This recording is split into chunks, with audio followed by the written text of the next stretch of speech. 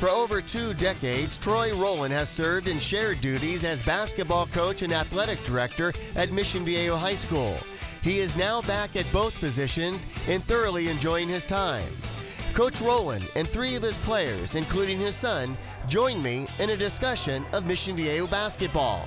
A candid conversation with a coach who has led thousands of athletes. I'm Paul Higgins, and this is Coach's Corner.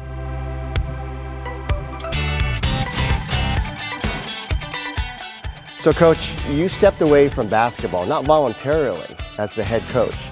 Been back in your 2nd year. Was it painful when you were not coaching? Because you were the athletic director and still are, but you stepped away a little while and somebody else came in. Was it hard? Difficult in some respects, but a different challenge. You know, you have a responsibility to help groom younger coaches and help them come along. So it was a different task. I would have liked the program to continue and remain successful, going down and continue to turn out not only good athletes but good people. You know, things that kind of go beyond the lines of the court. Kind of important to extend that philosophy. But it was some good time away. It allowed me to teach at the collegiate level and go ahead and teach at Concordia and help some people who want to be better coaches and athletic directors. So one door closed, another door open, and you just kind of persevere, and life's changed. 23 years, over 300 wins as a basketball coach. You got to be pretty proud of that. Yeah, it's nice, but that's a byproduct of a lot of talented kids coming through. I've been pretty blessed in this city we live in, that kids stay home and they want to go to their local school and represent their local school, and I think the winning is just a byproduct of hard work here. A little later on, I'm going to meet your son. Just met him actually, but we're going to have him on the show. How gratifying is that? Because he grew up in the program. He's watched you all these years. He's probably got a basketball as a pillow. But it's got to be gratifying for you to coach him. It's fun. It's a once-in-a-lifetime opportunity. It's not something a lot of people get a chance to do, you know. And he and my other son grew up as ball boys here for Mark Sanchez and Jed Collins and Max Redfields, and they've been indoctrinated in this culture, and now they're actually here participating as a Diablo. So as a parent, it's a proud moment, and to be able to help serve my son in this capacity is kind of cool too. I remember back when I was in high school, I had a wrestling match right here. And back then I thought, this is a huge gym, this is crazy, I'm nervous. This is like a field house to me. This has got a cool feel. It's got to be intimidating for visiting teams. Can you tell me about that? We have a really good home court advantage. It gets hot in here. The school was built in '66, there's no air conditioning. So when we practice in this every day, it's definitely to our advantage, and it gets loud.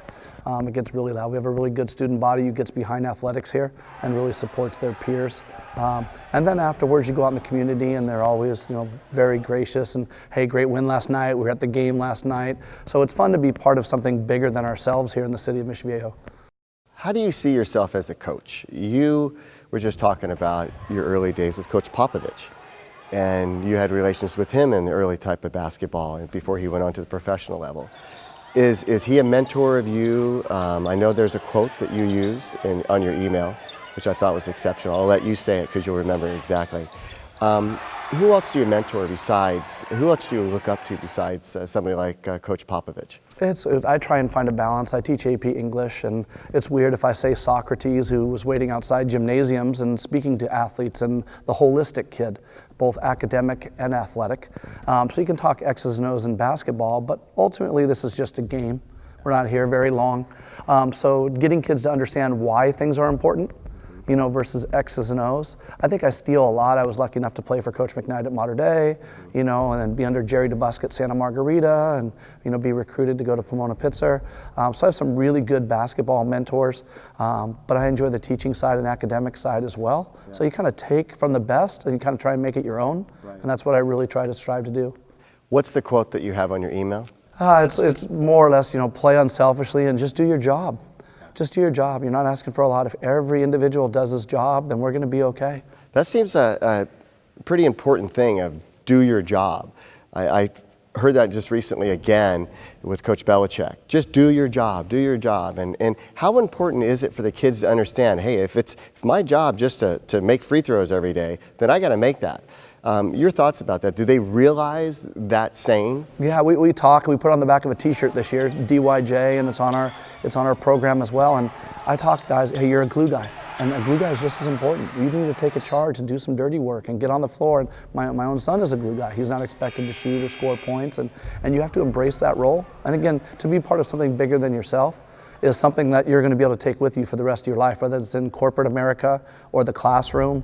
You know, there's going to be bigger obligations outside of just you and your individual stats, and that's what we try to impress upon them, that you can be part of a successful program just by doing your job. Right. Your thoughts about this team? Every year you have a different set of kids. You got seniors that graduate, freshmen that come in, and that kind of dictates the style of basketball of your team.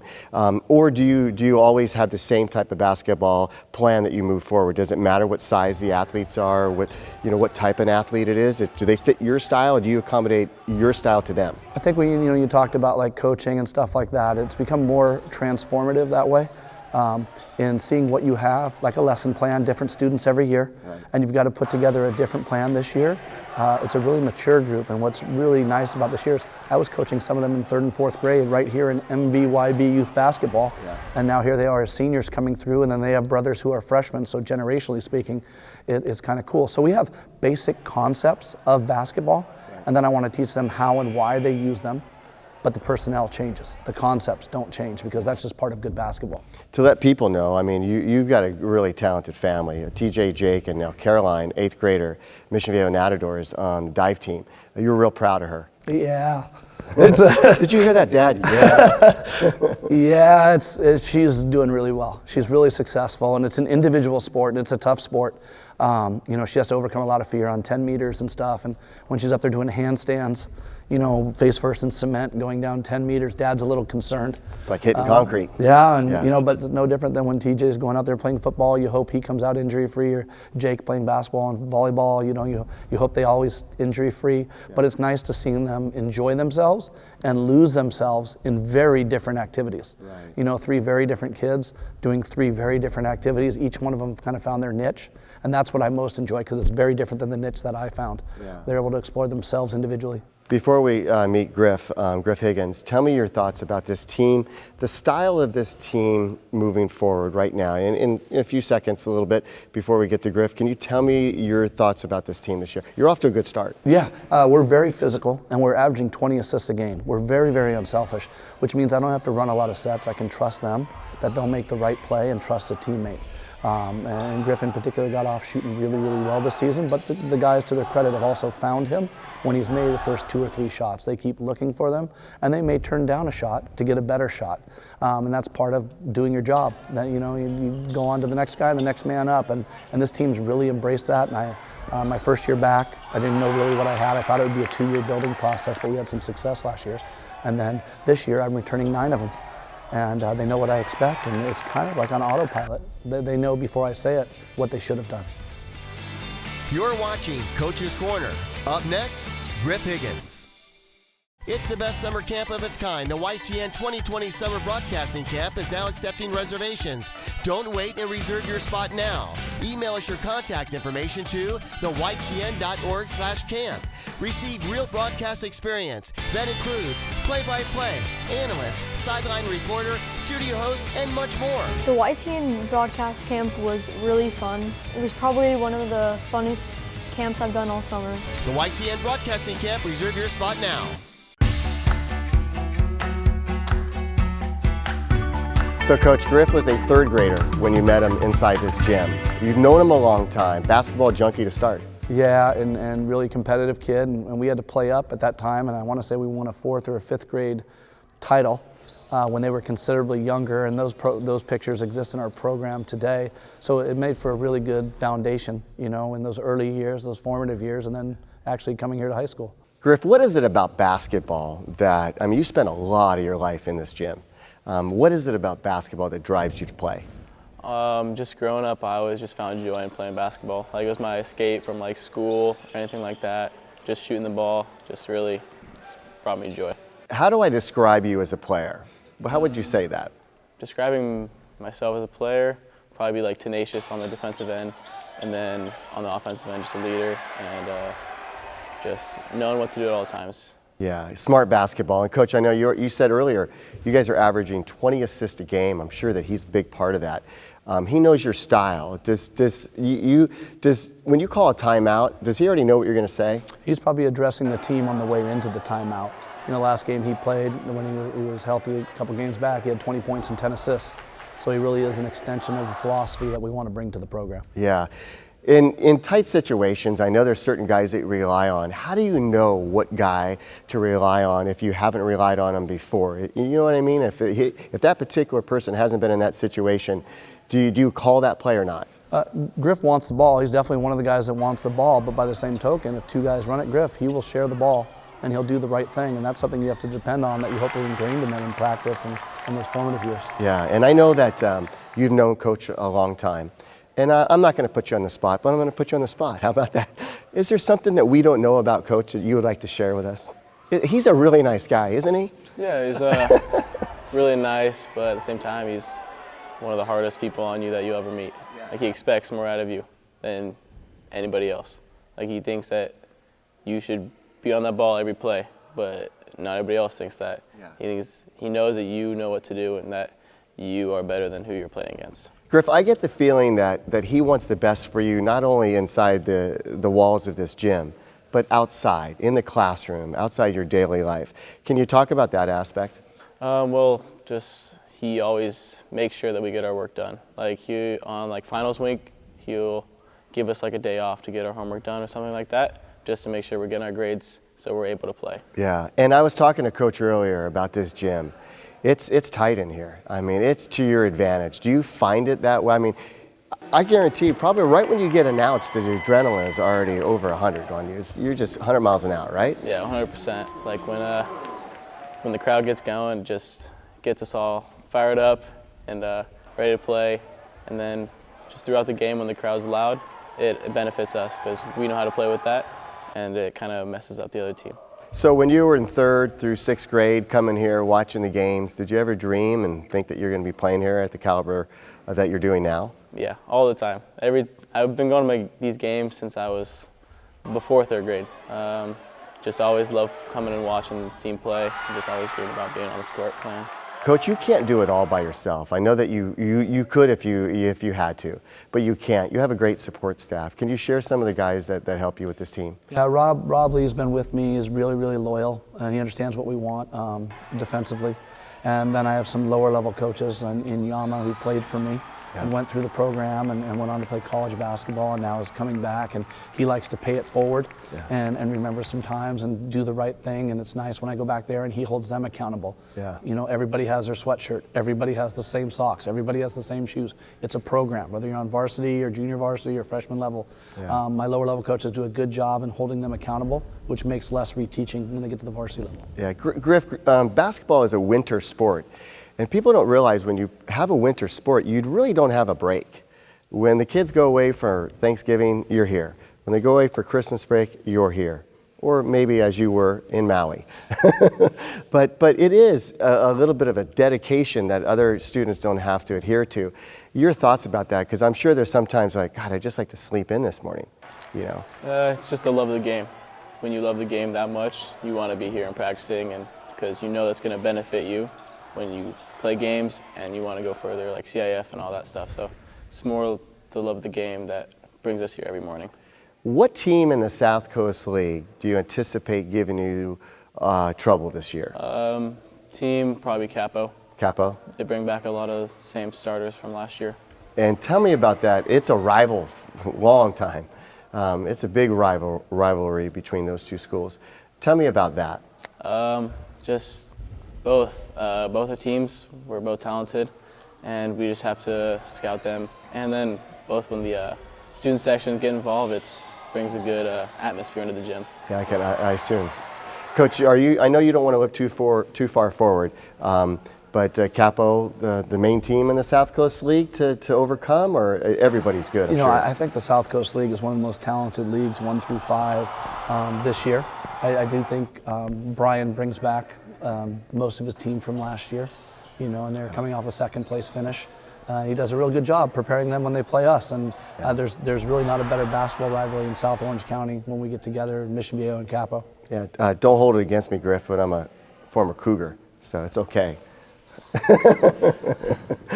But we'll come and watch the game. How's that sound? I'm going to wish you the best of luck. I know that you're still deciding on what you're going to do next year for school, but senior guard, tremendous. I know Coach has been blessed to have you. Thank you very much. Up next, we continue here in Coach's Corner with senior guard Nate Hewitt.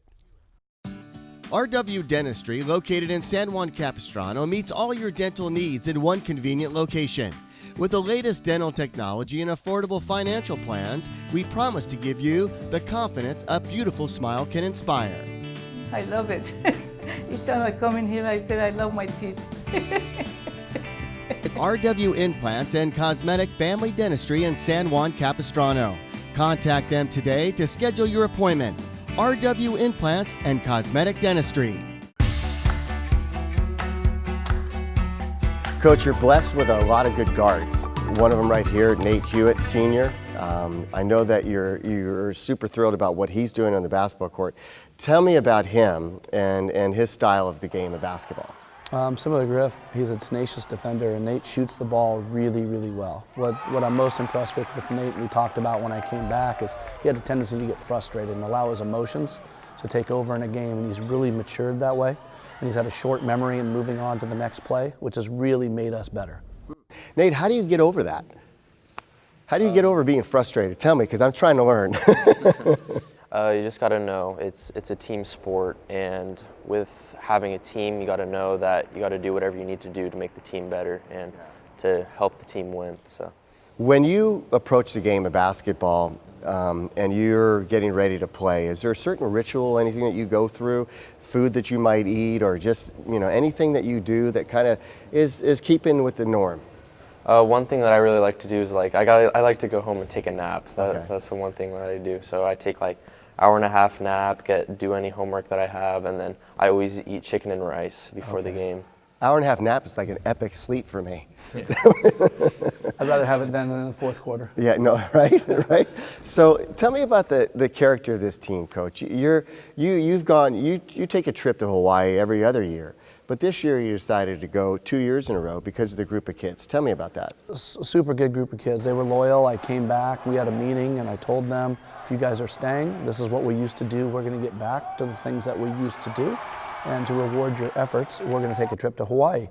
And we went back to Hawaii, and they were so well behaved, and we ended up winning the tournament. They kind of asked, and I promised them we could come back a second year in a row. I would do that for them.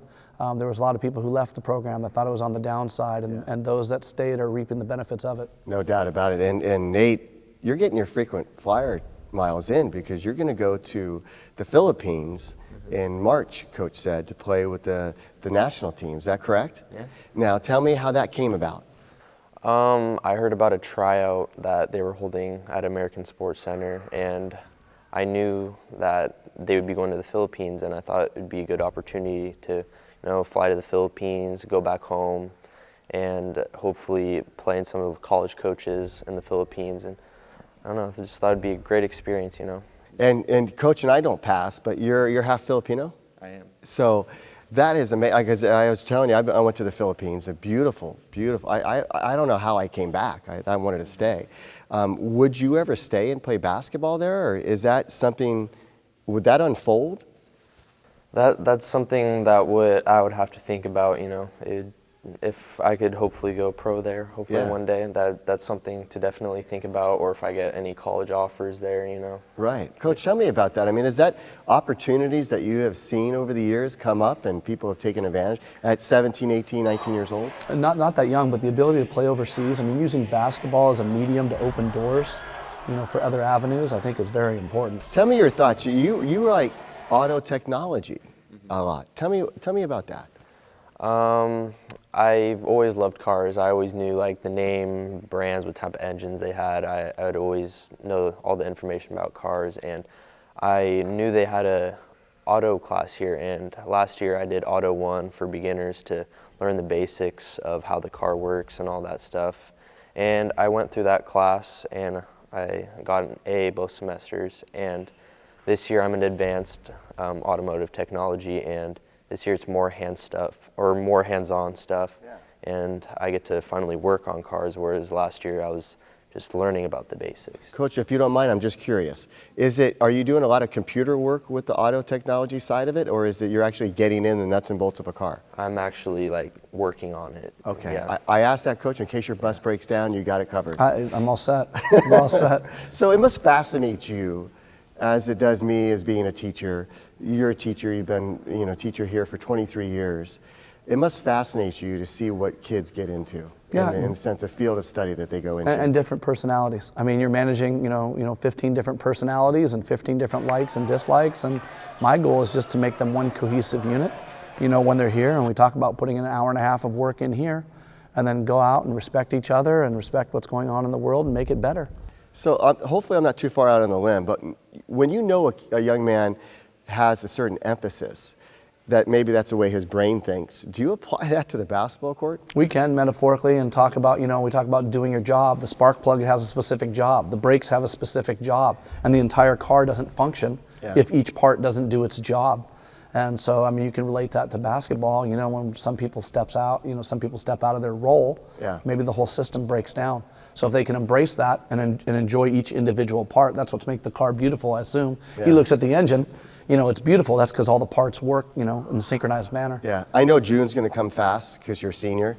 And Coach, if you don't mind, what parting advice would you give, him on a one-on-one exit, like leaving school? What kind of advice do you give kids like this? I'm like I said, I'm proud of where Nate's come.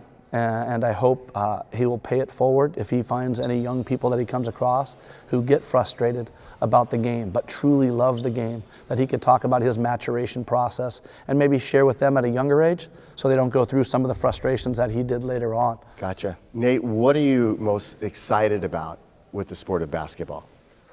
I'm excited to see what the future holds, to be honest. I'm hoping to go to the Philippines, play good there, and hopefully have some doors open for me. Up next, it's the coach's son, Jake Roelen. More of Coach's Corner after this. It's the best summer camp of its kind. The YTN 2020 Summer Broadcasting Camp is now accepting reservations. Don't wait and reserve your spot now. Email us your contact information to theytn.org/camp. Receive real broadcast experience that includes play-by-play, analyst, sideline reporter, studio host, and much more. The YTN broadcast camp was really fun. It was probably one of the funnest camps I've done all summer. The YTN Broadcasting Camp. Reserve your spot now. This is pretty cool to be able to coach your son. We talked about Caroline, of course, your son TJ, but you're coaching this young man. He's a handsome guy. Yeah, he's okay. He's okay. He gets a lot of that from his mom, not me. Now, it has got to be gratifying, right? Tell me about that. Yeah, when I was afforded the opportunity to come back, it's not something I really, considered, and I've really enjoyed the time we spent together both on and off the court. And he'll probably tell you, he gets treated the same as everybody else. He's not my son, and he better address me as coach and do the right things too, and nothing's given and everything's earned. Yeah. But I really enjoyed this year, and I'm really looking forward because I get him for 2 years next year because he's only a junior. So you can't be a helicopter parent because you're that coach. Yeah, his parent keeps writing me about playing time. I just got to dismiss the email. Exactly. Hey, are you thrilled playing for your dad? I mean, it's got to be so fun. Well, yeah, he's been my coach ever since I've been playing sports. Yeah. Like baseball, soccer, he's just been my coach on and off the court. Is it hard being on the team of your dad's the head coach? Is it hard being on the team, or is it just a great thing to have? Well, I've grown up with most of the kids that are on the team right now. So it's just like playing with them again. Yeah, and they know you're one of the guys, right? Yeah. Yeah, definitely. And you're pretty busy because your dad said you're in volleyball and you're in ASB. You want to be president one day of the school, right? Maybe president of the United States, You'd probably be a good one, right? I don't know. Coach, how proud are you of him? And I know you're first a dad, and I'm not sure coach or teacher which one is next. But you got to be proud of what he's doing, especially in the classroom. I am, and we talked about it earlier. He is what I expect in terms of being well-rounded. He takes care of the academics, and he uses sports as a cathartic outlet. He's a really good brother. He's a good son, and I can't ask for a whole lot more out of him. He's a super good kid. Yeah, and I see you as more of an easygoing guy. Is that kind of the way it is? Yeah. My brother's like the really loud one. My sister's really energetic.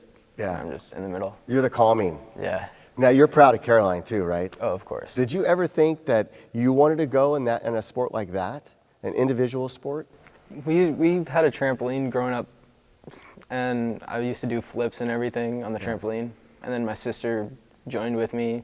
I taught her how to do some flips, and then when she went into that, I mean, I thought it was pretty cool. Yeah, yeah. Coach, when you look at your son and where he is now as a junior, you've got another year with him. How do you get him involved in the game and the style of what you do in coaching, in the sense of, hey, he's young, but he's been around me for a long time, so he knows what I'm thinking? Yeah, you know, he is a learning curve. You know, he's young, he's coming back with a team of 9 seniors who dominate a lot of the playing time. And his job is to mirror them in practice and learn, and when he gets his minutes, to take advantage of them, so that when he's ready, when his opportunity comes, either later on in the games this year or next year, he knows what's expected of him. This really is like a maturation year for him, and he's embraced it. And that's nice, not just him, but his teammates that are also young, Yeah. you know, coming up. They do a really good job together. And we talk about even beyond the court, they're online talking to each other. They follow each other on Instagram. Social media is a really big connectivity tool that they use, and that just allows the unit to get closer together too. Right. So he does a really good job, that way, in keeping his unit cohesive. Your sport of volleyball, what do you like most about volleyball? I mean, you like being inside on a court because you're playing a lot. Tell me about volleyball. It's fun. You have to know how to connect with your teammates. Like, the chemistry has to be there, or else it just breaks down. And just working with everybody, it's like you have to have a set thing. It's like snap decisions. Yeah. Your thoughts about this season in the sport of basketball. What is your personal goal? I know that Coach probably says, hey, set personal goals. We've got team goals, but maybe set some personal goals. If he does or doesn't, what are some of your personal goals? I'm just a glue guy. I like to keep the team Can you together. explain what the glue guy is for the non-basketball people out there? Well, my job is to keep the team together, jump on loose balls, get rebounds, do whatever I can to keep the team together. So you come back with bruised elbows and knees and maybe a chin every now and then. Yeah, I just can't get away from it. I love getting into stuff. Like, me and my brother, I just grew up fighting with him and everything. So you're a scrapper, Coach, He's right? scrappy. Were you He's a scrapper too? My younger brother had to be, because I usually put him in a headlock, and he's going through what my younger brother went through with his older brother. Yeah. They have a good rapport. Yeah, and this year we talked about Capo being a team. Obviously, Tribuco did well last year. Schools graduate, a lot of seniors, and then you get lucky with some good seniors of your own. And I know injuries can be a factor. In the winter, you always got to deal with the flu or some kind of cold. How do you kind of manage all that stuff? I mean, it's crazy. It's been nice because, Jake Connerty tore his ACL back in September, so he's been gone for 9 months. Then we had 2 football players that were out at football. So a lot of these guys got a ton of reps in the summer and the fall and everything. So when one guy is down, next man up, it sounds cliche, but they've all embraced that opportunity and taken advantage of it. So I really do think that's going to be a strength come January, is our depth, because they all have seen minutes and they all understand what's expected of them. Coach, inside a minute to go before we're done with the show today, and I thank you so much for coming on and bringing great players and a great son. Your philosophy on that one sport athlete, we briefly talked about it. Your son's involved in two sports. A lot of kids just specialize. You being here 23 years, your thoughts about that? Yeah, I think the specialization's gone too far. If you look back, and guys that play for me like Mark Sanchez played 3 sports, and Jed Collins, and Chandler even went out to track, and he's in the NBA, and my own kids play multiple sports. He plays basketball, volleyball, and TJ played football and baseball, and Caroline was playing soccer and then dive and chose to go dive. I'm a big proponent of multiple sports. It cannot hurt. It's good to hear a different voice, use different muscles, so you don't put yourself in harm's way. I really do think, our society or people are doing kids a disservice by really pushing them into one sport and not let them explore anything, because there might be an opportunity for them to be better at something. Absolutely. Out there. Absolutely. That's why your dad's a good coach and a teacher, right? And a dad. Yeah. Hey, congratulations, Coach. I'm looking forward to watching you guys this season. Good luck down the road, and I know we're going to see a lot of you on MVTV and also Coach's Corner. Awesome. Thank you very much. Thank you, sir. Thank you.